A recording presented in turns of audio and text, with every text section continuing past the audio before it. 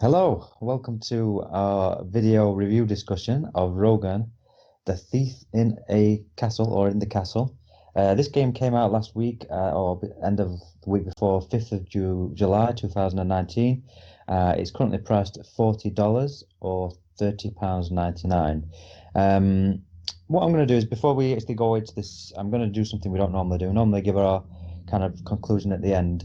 I just want to, with this one, there's a lot of negative things to say on it, and I'm going to probably shit on it a little bit. But I wanted to just say this game is not terrible. It's not absolute dog shit. There is some good points, but there is a lot of negative, bad points. So I just want to say up front that we're going to sound like we're probably quite down and negative on the game. And if you've already played it, you might disagree with us on that. But this game isn't bad, and we'll get to that towards the end of the video. I just want to say that up front. Before we get into some of the details of the game, Wes, what's the best way to describe this game? What sort of game is this?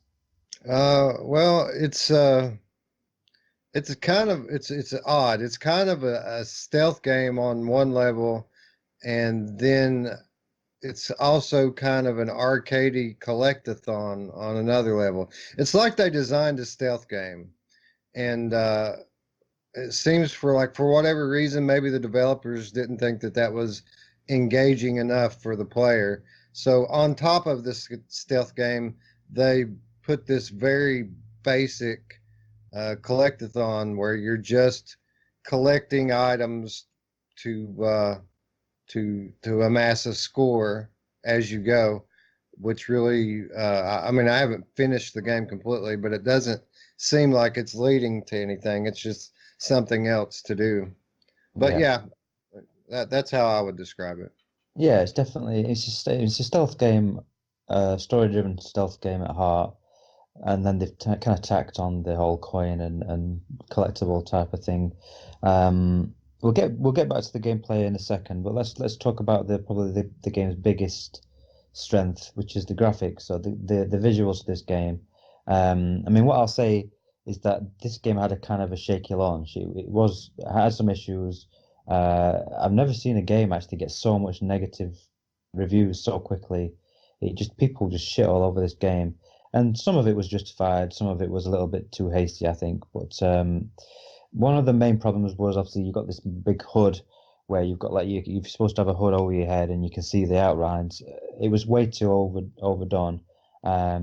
So that was patched pretty much straight away. I think day one or day two, they added a patch to remove that. And there was also some issues with blur, very blurry graphics if you were using Steam VR because it was effectively ignoring super sampling. I know you guys were using the Rift and didn't have this problem, so it was definitely a Steam VR issue. But luckily, again, I think it was the second day they patched it and they fixed it. But you do have to go into the graphics options, take it to low, and then back up to high for it to take effect. I don't know why. Maybe they're going to finally fix that, but they haven't had any other patches. So if you are using it on the Steam VR headset, make sure to go into the graphics, turn it to low, turn it back to high, and the visuals will become much sharper. But that aside, the graphics are great. I mean, this is a great looking game. It's Unreal Engine. Uh, these developers have really got some talented artists because the assets, the quality assets, the textures, the lighting, the visuals, even the game design and the way that the castle's laid out, it feels like a real place. It's very well done. And it's definitely the strongest point of the game. Just the visuals of it, just going through the environment was very good. Roots, do you agree? Do you think the visuals are like top level? Yeah, like you said, we didn't have the super sampling problem, so from day one, I thought it looked really amazing, and like you said, because everything is so good, the immersion level is so high. At least it was for me, and I think that's what it's about. I did feel like I was in the actual castle, and guards were walking by, and I was hiding, and so I think it definitely is its biggest asset. And if you took the graphics away, this would be the worst game I've ever played, just because it's such a strong asset for sure. Yeah, the graphics definitely carry. If it was a kind of a basic cartoony sort of very limited aesthetic, I don't think I would have carried on playing this game. The going through the world, like even just going up, like as you're going past a window, I'd find myself looking out the window, looking at the scenery. It was really really a good looking game. Wes, how did you find the graphics? 100% agree. Top-notch graphics. The lighting is very impressive, and so are the textures. The graphics in this game are so good that despite the fact that most of the environments are similar, you don't get a whole lot of variety in what you're looking at. I still enjoyed looking at every scene. That was probably the best thing about the whole collectathon aspect to me, was that I was actually able to explore every inch of this map, and the graphics are so well done that I really did enjoy it. Yeah, I do agree. Yeah, I mean the graphics are great. That's definitely the strongest asset. So let's move on to the things that probably aren't so good. The gameplay is obviously probably the worst. It's kind of mixed. Like what you already said, Wes, this game is a stealth game with a kind of tacked on collectathon thing. I don't know why. It's effectively as you're walking around, you're supposed to be a thief, and there's bags of gold everywhere, literally just glowing and illuminating. You can't miss them. There's bits of treasure. There's shit laid everywhere. Basically, people clearly just like to just leave money lying around, and you walk up to it, you pick it up, and you can put it in this little sort of silhouette, and it collects it. And then at the end of each stage, each level, it gives you a score, and you get a score for these collecting, and that's basically what it is. It's like a score chasing. If you want to get all the collectibles and get the highest score, then that's all there is to it. But I had no interest in it. As soon as I realized that that's what it was, and there wasn't any like currency where you're going to spend it and get upgrades and things, I just stopped collecting stuff. I stopped picking stuff up. I just literally completely ignored it and just played the game as what the game's towards the game's strengths. So my advice would be, unless you're really one of those people that likes to collect every single little thing in a game, just ignore the gold, just ignore stealing stuff because it is completely pointless. There's no reason for it other than just chasing a high score and I don't think there's even any unlocks or anything. There's really no point to it. So that would be my advice. Just ignore it. Um, there's other things like they've got this kind of stealth, not stealth, like something where you put your hand up towards your head.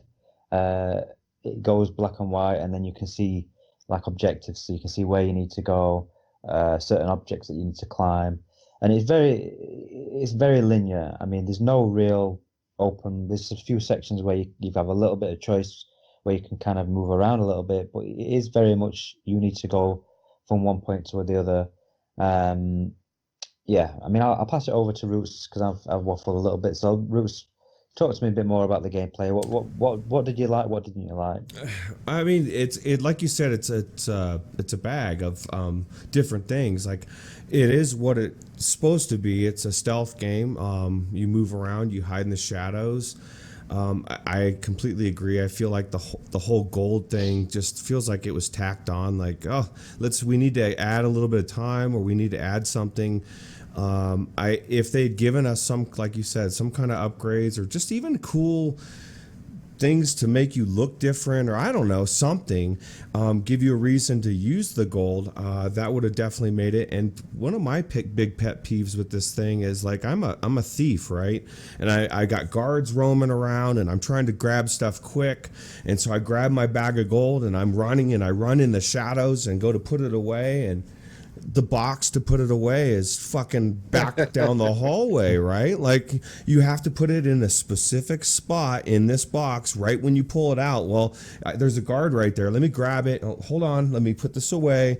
I just let me grab the shit, run, and then put it away in my inventory. Let the box move with me. It just seems like such a simple thing, but it almost, ironically, pulled me out of the experience. You know, I'm like, oh yeah, you know. Definitely. So I didn't like that at all. I just think for what it's supposed to be, this game is done well with the stealth game. The collectathon, no reason to do it. I agree with you 100%. This game is another reason why developers need to be a little bit more upfront with what their game is. You can tease, but if you leave it to the imagination of people in 2019, more than likely, it doesn't even matter what your game is like, unless it's the best fucking game out there. Pitchforks are coming out. There, people are pissed. People want to be pissed about something, so they're looking for something to be pissed. You just have to be a little bit more upfront because nobody knew what this game was. A lot of expectations, the price, all of that came together in a perfect storm. And it reminds me of the worst game I've ever seen with a reaction was No Man's Sky when it officially released. People flipped the fuck out. It was a meme. This was like second to that. This is the biggest in VR I've seen. Yeah, it was the developers didn't do a very good job of kind of showing what the gameplay was before they released it. They put these fancy trailers out, and people kind of built up the expectations in their mind of what the game was going to be. They thought it was kind of going to be the Thief flat game in VR, where you can obviously you might get some sort of combat, you might be able to climb and hide and stuff, and it's going to be a bit more open.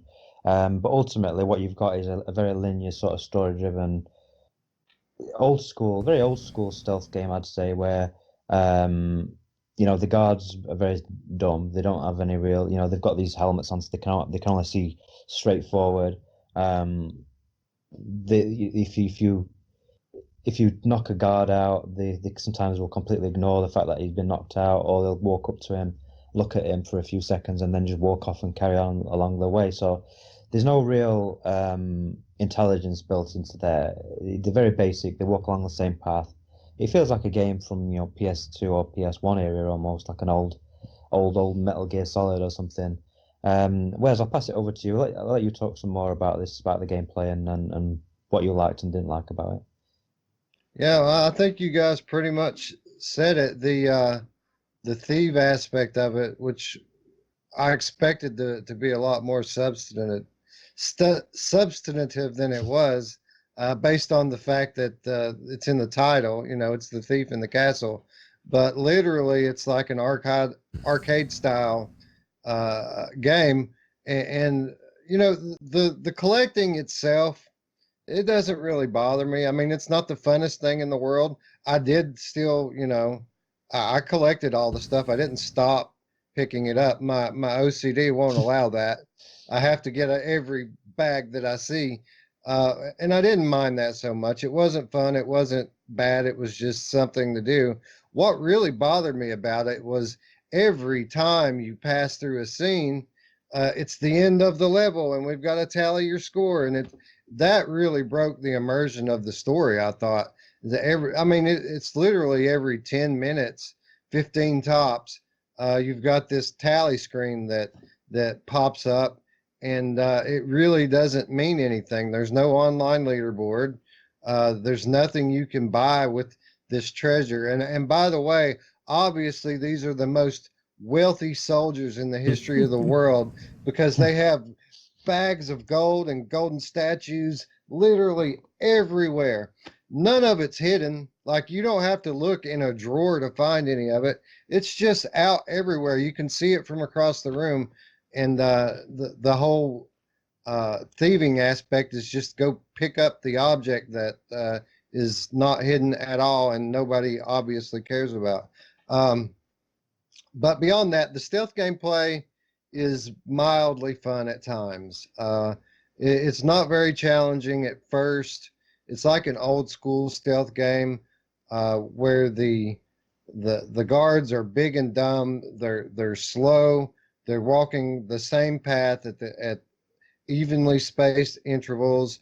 And since you're in VR, you can hear them coming. You know where they're coming from because the directional audio is pretty good in this game.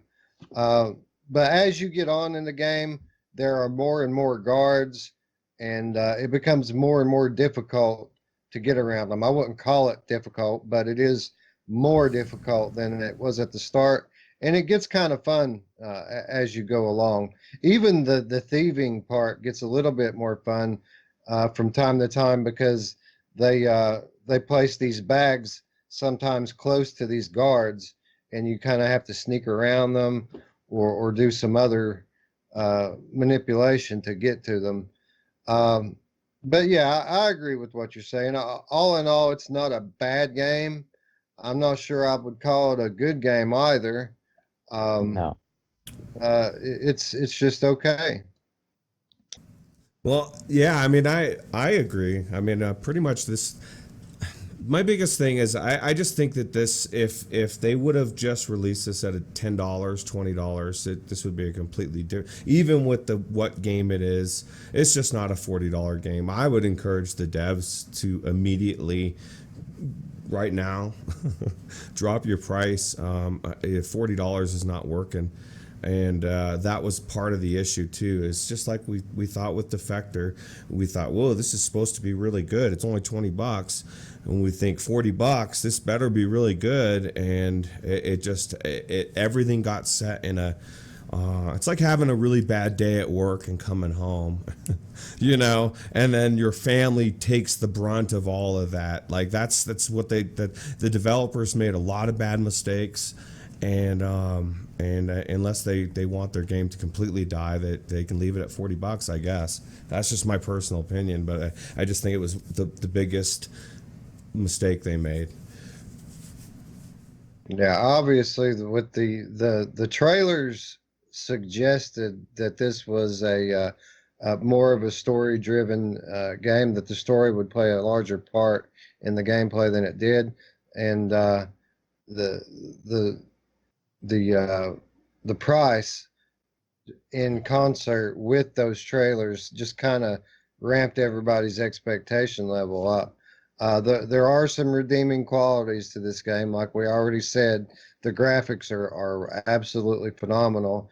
And the dialogue, the voice acting is comical. It's like kind of like a B-level soap opera type of acting. And the story isn't completely correct to the time, which makes it even funnier. So I did laugh out loud a couple of times just listening to these people talk, and I did have some fun. There is some fun to be had here, but I agree with you, Roots. $40 is uh, probably twice as much as they should have charged for this thing. It's much more palatable for 20. Yeah, I agree. It should have been half the price of what it is. And I mean, I finished it. It took me about 3.5 hours. The later levels got a lot harder and were more fun. And there was like the first hour is pretty bad because they hold your hand so much. It just becomes frustrating. But yeah, the voice acting bad, so bad it's good almost. Did make me laugh. Yeah, I don't think there's anything much more to say. It's not a terrible game, but it doesn't. It's definitely not a $40 game. So it needs to be half the price at least.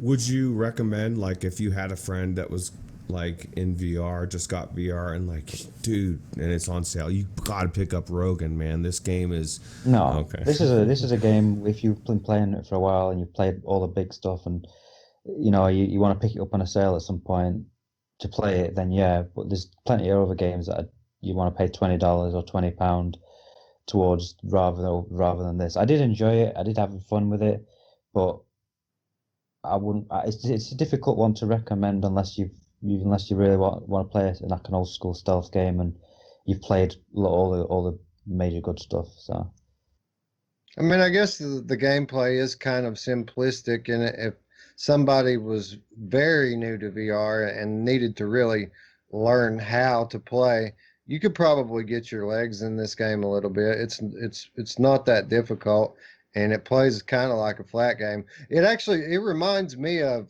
when PlayStation first came out, and we finally went from cartridges to these discs. There were a lot of these games that really took advantage of the new medium and brought these awesome graphics in that we'd never seen before, and some of this video and audio sampling that wasn't possible before CDs.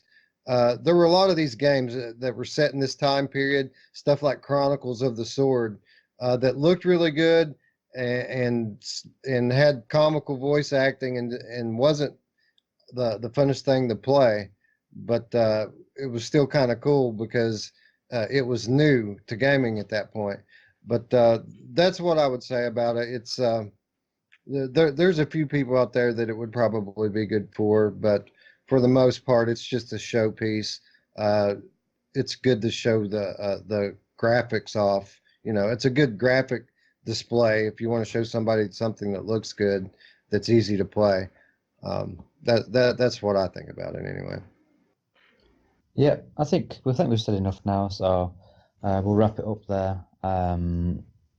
So if you played it and you think it's good and you want to say, or if you've played it and you think it's rubbish, I mean, I would say give it at least an hour because the game does get better after an hour. The first hour is the worst part of it. It really holds your hand. But once you get past that, it did get a bit more challenging and it does open up a little bit more and you've got more options. So that would be my advice before, dismiss it. But yeah, that's it. So we'll wrap that up. Anyone else got anything to say on it before we finish the video? Nope. Yeah. No, okay, that's it. That's done. Hopefully you enjoyed this. If you did, hit the like button. If you didn't, hit the dislike button. Subscribe if you're not already subscribed. We do 3 of these reviews a week, plus a few couple of other videos. And we'll catch you in the next one. Cool. Right, bye. Thanks.